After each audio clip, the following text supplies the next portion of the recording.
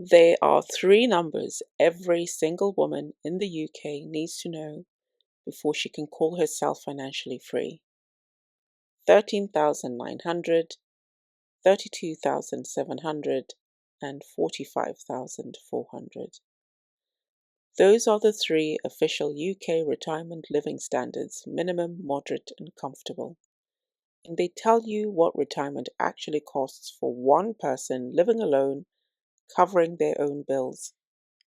Here's the problem: almost every retirement calculator, every how much do you need retire article is built around a two-person household, splitting costs. If you're single, that maths just doesn't apply to you. And today I'm breaking down exactly what each of these three levels really means when there's no one to split the mortgage, the car, or the Christmas shopping with. Now, a quick bit of housekeeping before we dive in. These figures come from Pensions UK retirement living standards, but it's actually built from research into what real retirees say they need for each lifestyle. But there are two important caveats the site itself flags. The first is that these are spending figures and not income figures. Remember, whatever you need to spend requires a gross figure that is ultimately taxed. So, whatever the number is, you need more than that coming in because retirement income gets taxed. The second is that these numbers assume you own your own home outright. If you're still renting or paying a mortgage into retirement, which is increasingly common for single women, add that on top. This is the single biggest blind spot in this whole framework. Okay, let's talk about the minimum standard: £13,900 per year. The minimum standard covers your basic needs with a little left over for fun. For a one-person household, that's £13,900 a year, roughly £1,158 a month. What does that actually buy you? There is no car. You're relying on a free bus pass with a small budget for the odd taxi or train fare. You will have 1 week-long holiday in the UK per year. You can afford a TV license with broadband and one ad-supported streaming service, and around £460 a year for clothing and footwear. That's under £40 a month. For a single woman, this is a survival-led retirement. It works, but only if your home is paid off and you're comfortable with a genuinely stripped-back lifestyle. There's no financial cushion here for anything going wrong.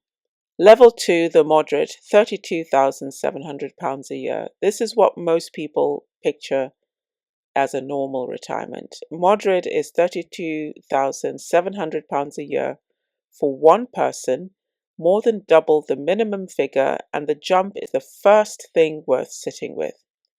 At this level, you get a small car, 3 years old, replaced every 7 years, can enjoy a 2-week package holiday abroad plus a UK weekend away.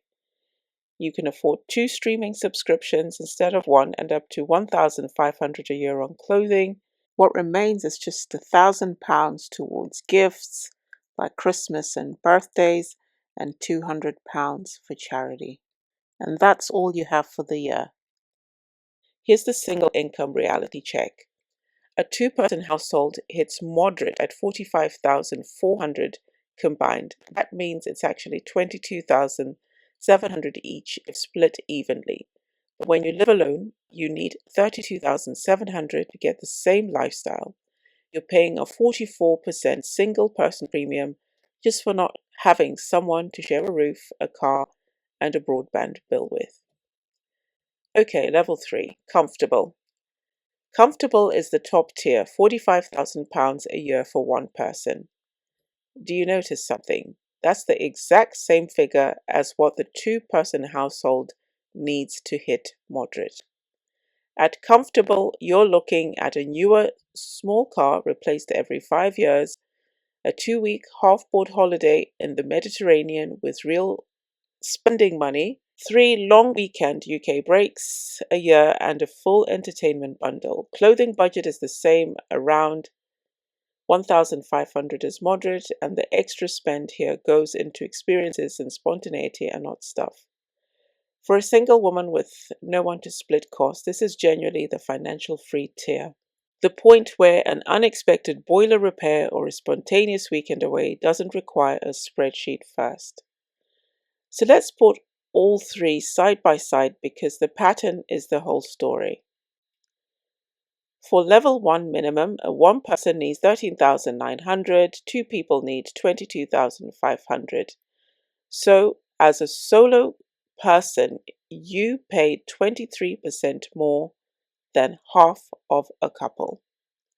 For a moderate retirement, one person needs 32,700, two people need 45,400. So you pay 44% more than half of a two-person household. Then for comfortable, one person needs 45,400, two people need 62,700. So again, you pay a 45% premium for more than half of a couple. So at every single level, going it alone costs you roughly a third to nearly half more per person than being in a couple. That's not a coincidence, it's fixed costs. A house, a car, broadband contracts, and a TV license don't get cheaper because there's only one of you using them. This is exactly why just save what a couple saves divided by two is the single worst piece of retirement advice a single woman can follow. Every one of these figures assumes your home is paid off by retirement. So if you're renting or still have a mortgage, none of these numbers are your real number. You need to add your actual housing cost on top of all three tiers. This matters disproportionately for single women because you've only ever had one income paying down your mortgage. There's no second salary accelerating the payoff, and no second person's pension lump sum to clear the balance early. So, if you're not on track to be mortgage free by your target retirement age, your real minimum standard might sit closer to what this framework calls moderate once rent or mortgage payment is layered in. So, what do we need to do? Work out your realistic mortgage free date right now, today, before you plan around any of these three numbers. So, what income do you actually need to hit each of these after tax, assuming you're relying on the state pension plus your own private pension? The full new state pension is currently £12,500 a year. That alone gets you close to the minimum standard on its own, which is exactly why minimum has always been the floor and not the goal.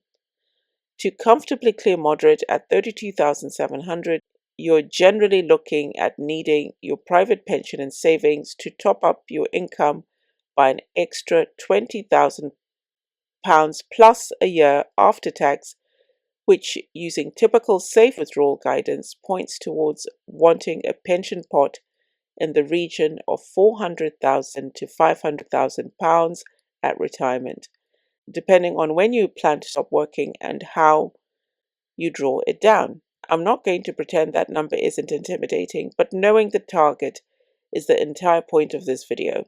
You can't hit a number you've never actually looked at. So, what three things can we do this week? Number one, you need to pick your target tier. Not comfortable would be nice. Actually decide, is moderate genuinely enough for the life you want, or are you quietly aiming for comfortable and under saving for it? Number two, check your state pension forecast. 2 minutes on the government.uk site tells you your baseline before any private saving even enters the conversation.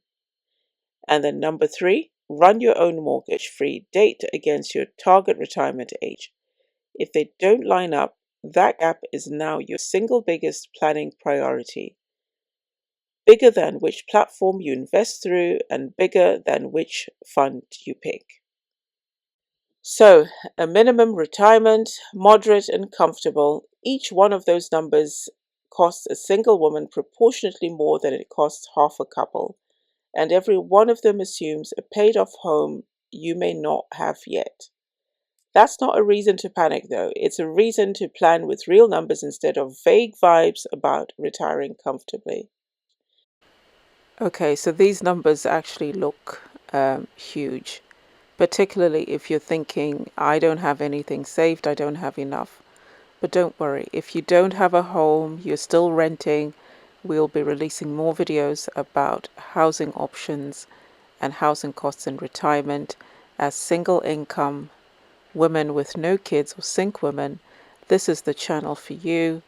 If you're particularly based in the UK, we will be providing as much information as we can to support each other around the future. So please don't forget to like and subscribe to our channel. Till the next one, bye bye.